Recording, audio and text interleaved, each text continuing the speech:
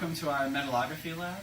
So metallography is the process of taking a large piece of material that you want to investigate, sectioning it into a very small piece, mounting it in some epoxy or bakelite, which will give you a small sample like this, then grinding and polishing it into like a mirror finish, etching it with an acid, and looking at it under an optical microscope to see things what we they'll kind of look like a cobblestone walkway, and those cobblestones we call grains, and the sort of mortar in between those we call grain boundaries.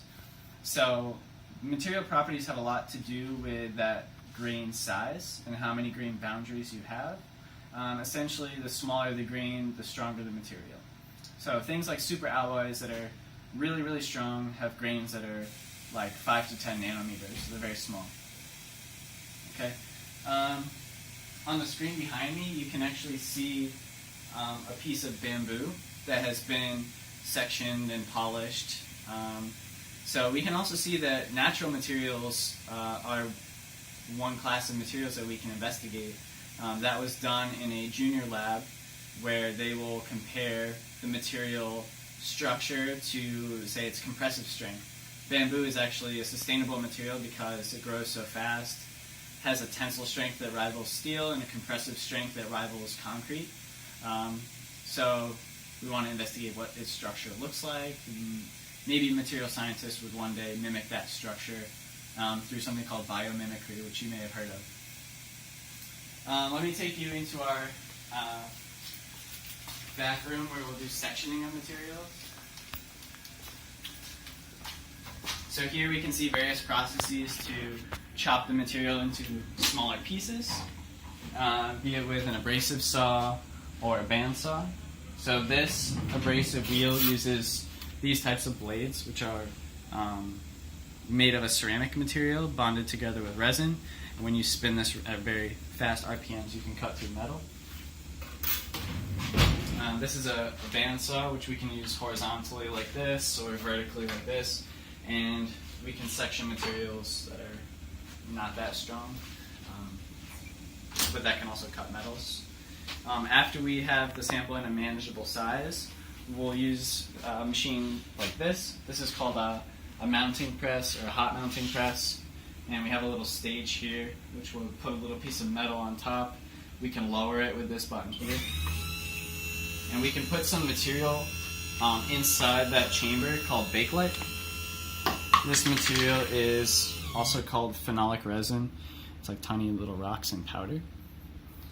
So we put that on the inside, and by applying heat and pressure to this thermoset material, we can actually melt it and re-solidify it around the piece of metal so that it holds it very securely. And also we want to match the hardness of this mounting material to the metal so that when we grind it flat, both of those materials grind at the same rate.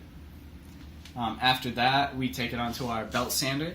So we've got a rougher grit and a slightly finer grit in order to get it to more like a polishing step.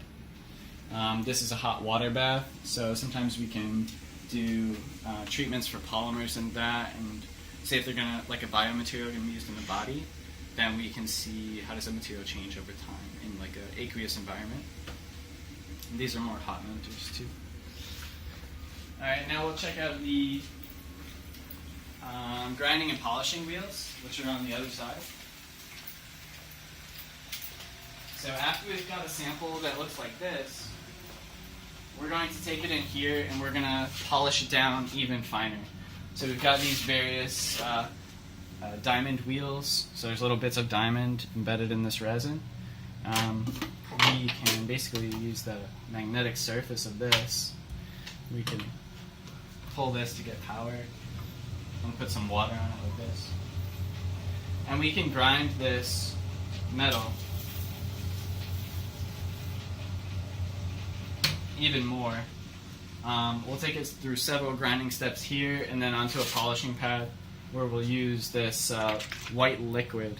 And this is an abrasive material called alumina, and it's mixed with deionized water. And so that after that step, it will have a mirror-like finish. So you can actually see the reflection of yourself in the metal. At that point, if we put it underneath a microscope, you wouldn't see anything really. It would just look very flat because it's reflecting all the light back toward you. So we need to etch it with an acid, and that acid will actually eat away at the grain boundaries or the mortar around those cobblestones, and diffract the light away from our eyes so that those areas will appear dark in the microscope.